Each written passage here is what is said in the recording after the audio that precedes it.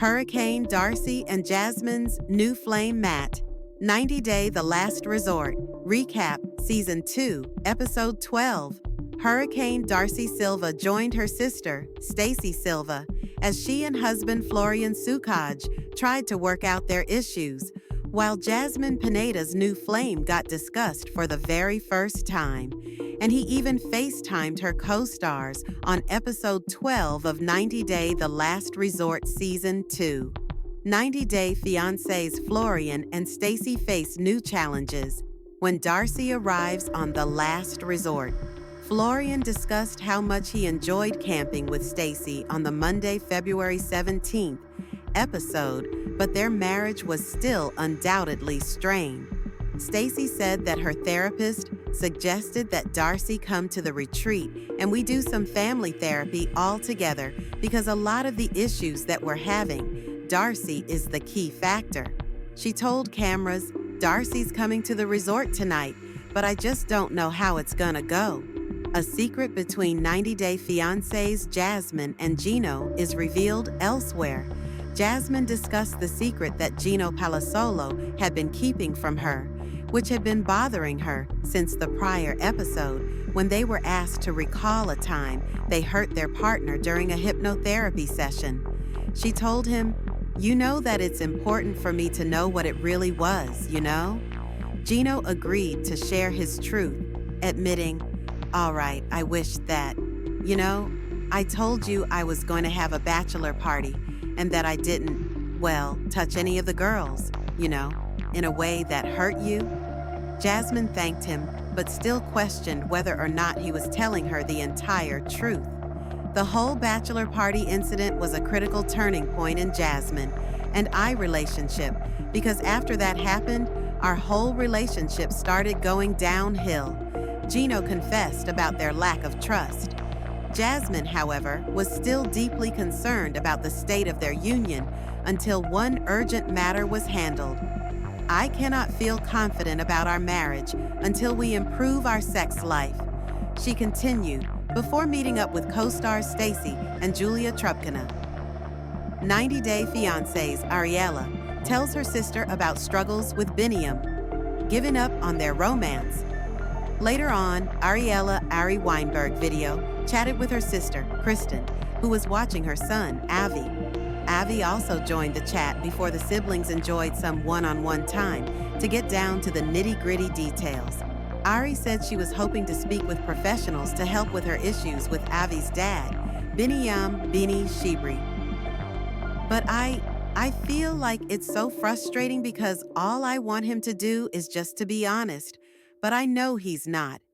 Ari admitted that it felt one-sided because she had full intentions to work on their marriage, but it seemed that Benny, on the other hand, was more than happy just to let it all go. 90 Day Fiancé's Gino recalls his relationship with his ex-wife to Florian, and Gino met up for a drink as the episode progressed, and they chatted about how Jasmine was working on not disrespecting him before segueing into their intimacy struggles and overall marital issues. "I need her to put some effort on her part, and I haven't seen anything yet. We have to have multiple days in a row where we are not fighting and where she listens to me when I talk to her, and she can do it for at least, a couple weeks," Gino said. Gino explained to Florian that he was with his ex-wife for 7 years, and we didn't fight at all. Florian asked why he was not with his ex, to which Gino clarified, "No, not like we might have very small arguments, but they were tiny, like we didn't get in big fights. Not like I do with Jasmine." 90 Day Fiancé star Jasmine's new flame Matt is a hot topic before Darcy arrives. "I'm just going to enjoy the calm before the storm, before Darcy the hurricane rolls in," Stacy spilled as they counted down the moments until her arrival.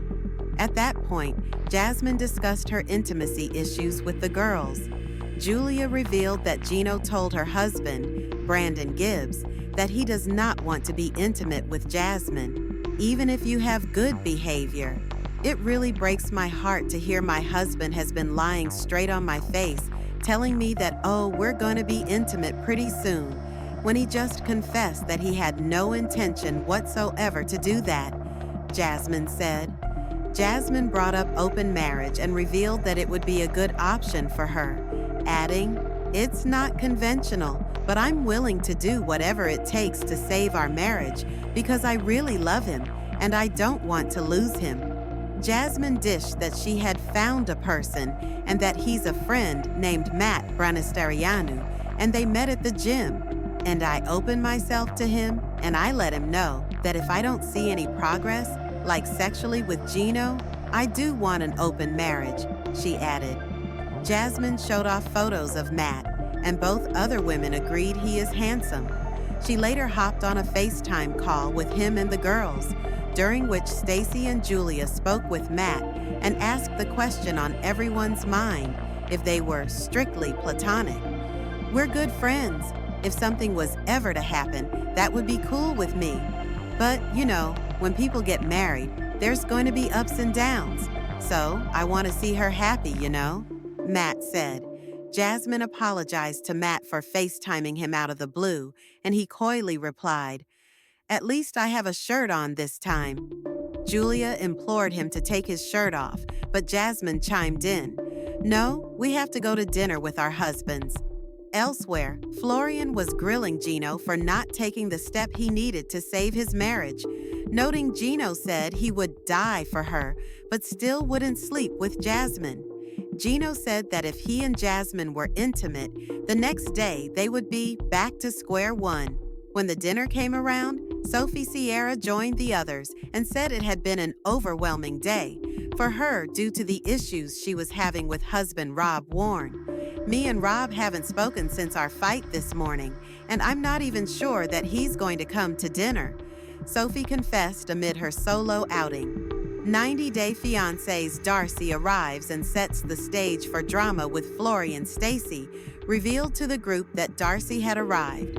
Plus, fellow co-stars Natalie Mordovtseva and partner Josh Weinstein met up with them. Brandon asked them how they were doing post-camping, and Josh says, "I think we've been just kind of taking our space right now a little bit."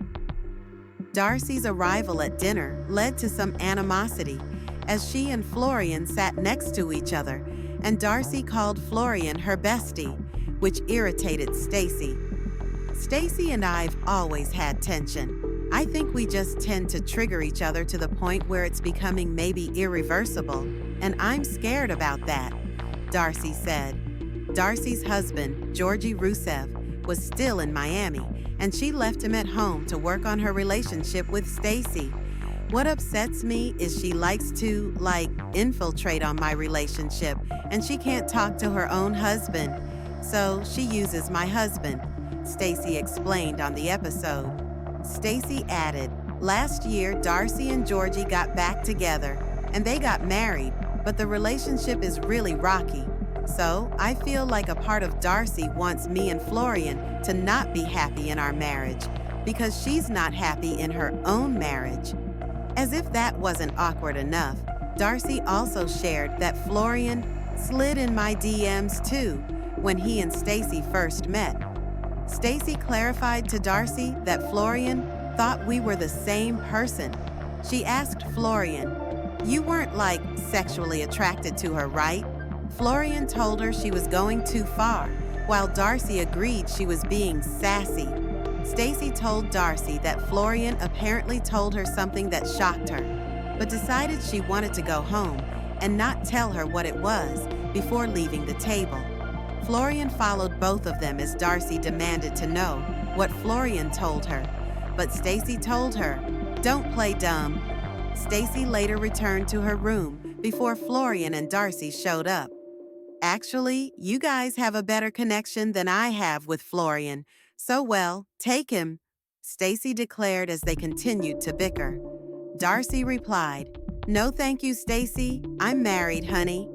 Florian stirred the pot by revealing that Darcy told him Stacy did not treat him well and that he should be more single, which Darcy did not recall. After Darcy left, Stacy asked Florian if he wanted to be single. Florian was frustrated by her question, telling her, "Shut your mouth," before assuring her that he doesn't want out of their relationship. He yelled, "Enough," before Stacy went to bed. It appears the drama between them is far from over. 90 Day Fiancé, Amani Jlassi's age, job, Instagram, and more. Amani Jlassi is a new cast member in 90 Day Fiancé Season 11, and here's everything to know about this boss babe who is in a throuple relationship with husband Matt and girlfriend Annie. Amani has been in the news for beginning her reality TV journey on the Netflix series How to Get Rich, featuring finance expert Ramit Sethi. The show is based on the book I Will Teach You to Be Rich, and Amani, along with her partner Matt, were quite a popular pair on the show. At the time, Annie from Mexico was not a part of their storyline. As revealed on the show, Amani and Matt started dating Annie a year before joining the 90 Day Fiancé Season 11 cast.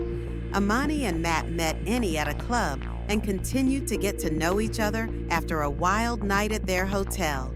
With them having developed feelings quickly, the three think they are the best match for each other. It's Amani and Matt's first polyamorous relationship. It remains to be seen if it will be Amani who divorces Matt to marry Annie by the end of the season. 90 Day Fiancé, Amani Jlassi's age. How old is 90 Day Fiancé star Amani Jlassi? Amani currently stars in Season 11 of 90 Day Fiancé. The show was filmed in 2024 when Amani and Matt went to Mexico to spend time with Annie before bringing her to the U.S. They wished to get to know her better since eventually one of them would have had to marry Annie by bringing her to America on a K-1 visa. Amani met Matt when she was in college. She told the cameras that she grew up in Tunisia, which has a very male-dominated culture. Amani revealed that she was 18 years old when she left her country. Amani wanted to have a better life for herself and her family in the U.S. Amani had fallen head over heels for the selfless and loving Matt, who has a good heart and makes her laugh. She said she loves being married to Matt, and she loves being a mom. Amani and Matt welcomed two daughters, Lila and Sarah. Amani described Lila as her mini-me, while Sarah is a sweet and affectionate child with the purest heart. Despite being a mother of two already, Amani is just 30 years old now, as she probably married early. 90 Day Fiancé, Amani Jlassi's job. Where does 90 Day Fiancé star Amani Jlassi work? Amani described herself as a boss babe. She explained that according to her, the word babe has a different meaning. Amani revealed it means boss A, babe energy.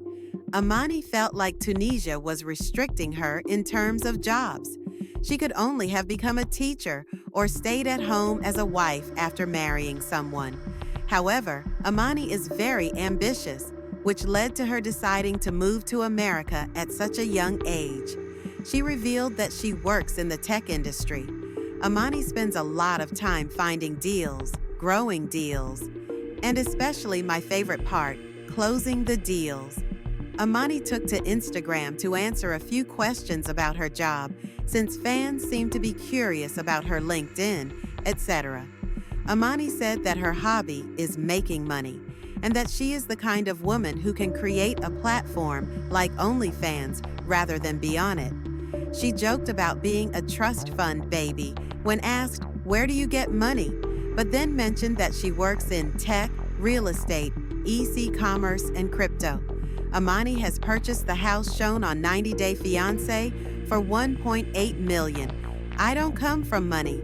Amani says she worked hard for 7 years to come up with a down payment. Amani wrote that she doesn't come from a rich family, but advised her fans that everything they set their mind to is possible. Amani joked that she has boss energy because she played boss at a desk and made other kids secretaries when she was 5. However, being a boss is also subjective for each person, as per Amani. To her, it's power. She felt so helpless the first few years she immigrated to the U.S. Amani did not have any money or family to rely on and was also homeless. She made it her mission in life to never feel that way again. When replying to how much money you make, Amani replied, more than $500,000, and added that she is not on salary nor a 9-to-5. She believes that salary is a way for companies to keep people poor and a safety blanket you limit your potential with. 90-Day Fiancé. Amani Jlassi's Instagram. Where to find Amani Jlassi? On Instagram, Amani is already verified on Instagram. She has only 31 posts so far and has gained more than 6,342 followers. Amani's first post was in January 2024. She probably didn't know that a year later, she would be on her way to becoming one of the biggest 90-Day Fiancé cast members soon enough. Amani is just getting started, and her controversial throuple storyline will surely get her far. 90-Day Fiancés. Michael Ilasanmi shockingly reveals if Angela Deem is still holding on to anger amid attempts to get him deported. Michael Ilasanmi from 90-Day Fiancé, Happily Ever After, shared that Angela Deem may still be harboring anger towards him, which could be negatively affecting her mental and physical health. Michael and Angela initially met on social media and developed a fast romance. Despite Michael's infidelity issues, Angela chose to trust him and sponsored his move to the United States in December 2023. However, the relationship didn't last long, as Michael eventually decided to leave Angela. He is now living on his own in Houston, Texas. Meanwhile, Angela is attempting to have him deported to Nigeria. It has been a year since Michael and Angela separated in February 2024, but one of them is still apparently filled with anger. Michael recently shared a video from @MotivateTube on his Instagram story, suggesting Angela hasn't completely forgiven him. In the video, TV host Steve Harvey said, "If you forgive a person, but you hang on to the anger, the pain, and the hurt, and you say you forgave the person, then you don't understand what forgiveness really is." The video emphasized that forgiveness isn't for the other person, it's for you. It also explained that clinging to anger can be self-destructive, comparing it to drinking the poison yourself and expecting the other person to die.